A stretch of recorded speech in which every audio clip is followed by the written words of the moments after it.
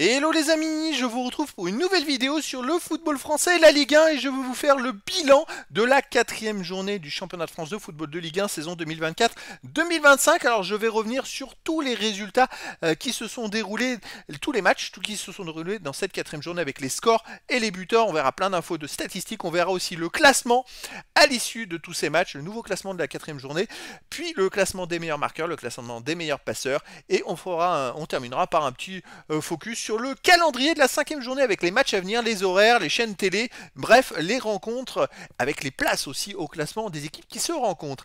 Alors cette quatrième journée a démarré ce vendredi 13 septembre par un match Saint-Étienne-Lille et Saint-Étienne a battu Lille 1-0 grâce à un but de Cafaro à la 6e minute. Saint-Étienne qui jusqu'à présent était dernier avec 0 points, ils n'avaient pas marqué de points, ça y est, ils ont marqué leur premier point grâce à cette victoire contre Lille. Ensuite, le samedi 14 septembre, on a Marseille-Nice, Marseille a battu Nice 2-0 avec un but à la 40e minute de Mopé, c'est la nouvelle recrue Marseille qui a marqué, je crois, dès son premier match. Et ensuite, à la 53e minute, il y a Luis Enrique qui a doublé la mise grâce à une belle frappe enroulée dans la lucarne. Et donc Marseille l'a emporté, continue son très bon début de saison. On avait Auxerre-Monaco et Monaco a gagné facilement à Auxerre 3-0 grâce à un but de Kerrer à la 8e minute. Ensuite, Vanderson a doublé la mise à la 25e. Et puis en fin de match, Zakaria a marqué un troisième but à la 89e minute. Et le dernier match du samedi 14 septembre, c'était PSG contre Brest. Alors le Paris Saint-Germain était pourtant mené en début de match par Brest à la 29e minute. Il y a Romain Del Castillo qui a ouvert le score sur penalty pour Brest. Puis après le PSG a égalisé par Dembélé à la 42e minute. Et en deuxième mi-temps, 73e minute, but de Ruiz et 74e minute, une minute plus tard, but de Dembélé qui met 2 buts et le PSG l'emporte 3-1 et réalise un début de saison fantastique. Ensuite les matchs, le dimanche 15 septembre, on a Rennes qui a battu Montpellier à domicile 3-0 avec un but de Blas à la 24e minute, ensuite de Kalimuendo à la 35e, puis de Grombaek à la 60e. On avait un Nantes-Reims et Reims a emporté 2-1 à Nantes. Nantes avait ouvert le score à la 28e minute par Douglas Augusto. Reims a égalisé à la 34e par Munetsi et a doublé la mise à la 91e minute par Nakamura. Une victoire importante de Reims à Nantes. Puis on avait Toulouse-Le Havre et Toulouse l'a emporté 2-0 face à Le Havre avec Babika qui marque à la 70e et Boho à la 86e. Ensuite, on a eu un Strasbourg-Angers qui s'est terminé par un but partout avec à la 30e minute Nassasi pour Strasbourg. Égalisation d'Angers par Dieng à la 62e minute. Et le dernier match de la journée, c'était Lens contre Lyon et il s'est soldé par un 0-0. Donc une journée où il y a eu un peu moins de buts quand même beaucoup moins de buts que la journée précédente. On a quand même, les amis, 5 victoires à domicile, 2 nuls et 2 victoires à l'extérieur. Je vais corriger en même temps. Hop, c'est bien 5 victoires à domicile, 2 nuls et 2 victoires à l'extérieur. Et après pour les buts à domicile, c'est 13 buts à domicile et 7 buts à l'extérieur. Petite erreur de... Voilà. Et tout simplement un total de 20 buts avec 2 buts 22 de moyenne par match. Bon, une journée où il y a un peu moins de buts, mais voilà, il y a eu quand même des vérités où on a vu Marseille confirmer, le PSG continuer de confirmer. Et voilà, et puis on va s'intéresser maintenant au classement. Alors le classement les amis, on a donc en tête tout simplement le Paris Saint-Germain qui est premier avec 12 points en 4 matchs. C'est le début parfait. 4 victoires en 4 matchs, 16 buts marqués. C'est fou, il tourne à 4 buts de moyenne par match. 3 buts encaissés plus 13 de différence de but. Ensuite, on a Marseille et Monaco, deuxième et troisième, à seulement 2 points. C'est quand même un très bon début des deux équipes.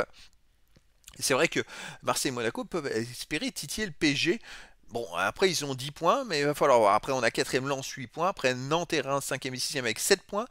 Rennes, Lille et Le Havre avec 6 points. Strasbourg, 10e avec Toulouse, 11e avec 5 points. Ensuite, Nice et Lyon, 12e et 13e avec 4 points. Brest et Auxerre et Saint-Étienne sont à 3 points.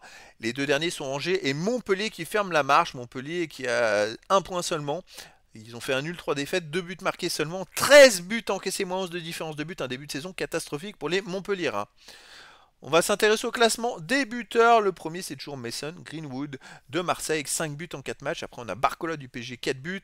Babika de Toulouse est à 3 buts en 3 matchs. Il fait un très bon début de saison. Après, Luis Enrique de Marseille, 3 buts. Dembélé du PSG, déjà à 3 buts en 4 matchs.